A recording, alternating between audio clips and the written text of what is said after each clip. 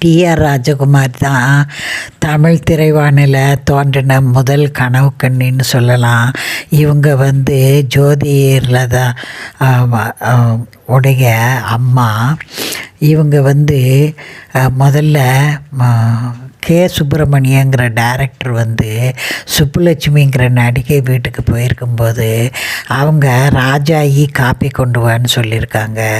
அந்த காப்பி கொண்டு வந்த பெண்ணை பார்த்ததும் கே சுப்பிரமணியத்துக்கு ஒரு புது கதாநாயகி கிடச்சிட்டாங்க.